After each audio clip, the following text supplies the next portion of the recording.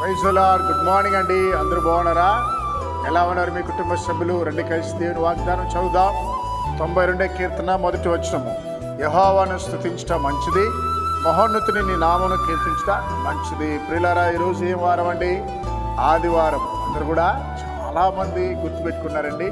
కొంతమంది ఆదివారం అయితే ఈరోజు మంచి భోజనం చేసుకోవచ్చు, బిర్యానీ చేసుకోవచ్చు అనుకుంటారు. ఆదివారం అయితే కొంతమంది ఏమనుకుంటారంటే, ఇదిగో మా అక్కోళ్ళ ఇంటికి వెళ్తున్నాను, మా అన్నయ్య ఇంటికి వెళ్ళాలి, మా వదిన ఇంటికి వెళ్ళాలి, ఇలాగా ప్లాన్లు వేసుకుంటారు. కొంతమంది ఆదివారం అయితే ఎక్కడో పిక్నిక్ వెళ్తూ ఉంటారండి. పిల్లరా, దేవుని బిడ్డలైతే ఆదివారం అయితే ఎందుకొరకు మనము సంతోషపడాలంటే, దేవుని మందిరానికి వెళ్ళి కుటుంబ సమేతంగా యెహోవాని స్తుతించుట మంచిదంట. హల్లెలూయా! ఆశీర్వాదం అండి, చాలా మంచిదంట. కనుక ఒకసారి ఒక వృద్ధురాలు చర్చికి బయలుదేరుతూ ఉంటే వాళ్ళు బంధువులు 12 మంది వచ్చారంట. ఆ 12 మంది వచ్చినప్పుడు గబగబా ఆమె ఏం చేసిందంటే, బియ్యం తాళం చెరువులు వాళ్ళ దగ్గర ఇచ్చి, అమ్మా నేను చర్చికి వెళ్తున్నాను, మీకు అన్నీ ఉన్నాయి, కూరగాయలు ఉన్నాయి, బియ్యం ఉంది, అన్నీ చేసుకొని తినండి, నేను మధ్యాహ్నం వచ్చేస్తాను వెళ్ళిపోయిందంట. అయితే ఆ బంధువులందరూ కూడా ఆవిడ తిట్టుకున్నారంట. ముసలిది రేపే మాపో చచ్చిపోతున్నట్టుంది, ఇప్పుడు మనందరూ వస్తే మనల్ని చూడకుండా చర్చికి వెళ్ళిందని అందరూ కూడా కొనుక్కున్నారంట.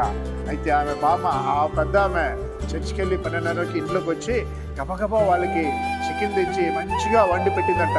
అప్పుడు వాళ్ళు అర్థం చేసుకున్నారంట, అంటే ఈమె ఆదివారం ఈమెను ఎవరిని ఆపలేదు, అంటే ఈమె నిజమైన దేవుని భక్తురాలు. చూడండి, మనం ఆదివారం అయితే దేవుని మందిరానికే ప్రారంభించాలి. అప్పుడు దేవుడు మిమ్మల్ని చూస్తూ ఉంటాడు, దేవుడు మిమ్మల్ని ఆశీర్వదిస్తాడు. కాబట్టి మనందరూ కూడా దేవుని మందిరానికి వెళ్ళి దేవుని ఆశీర్వాదం పొందుకుందాం. ప్రార్థన చేద్దామా? మహోన్నతుడా, పరిశుద్ధుడా, ఉదయకాలమున అయా ప్రభా నిన్ను స్తుతించడానికి ఆదివారిని మందిరానికి వెళ్ళి ఆరాధించడానికి ప్రతి ఒక్కరు సిద్ధపడినారయ్యా.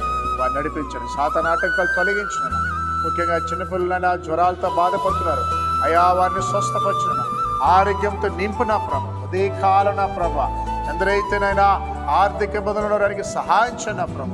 అయా, కోర్టు కేసుల్లో ఇదిగోనైనా పోలీస్ స్టేషన్ కేసులు ఇబ్బంది పడుతున్నారో వారికి నువ్వు తోడుని సహాయం చేయ అయా. మరొకసారి నా కుటుంబంలో సమాధాన ఐక్యత దయచు. యేసు నామములో ప్రార్థిస్తున్నాం తండ్రి, ఆమేన్.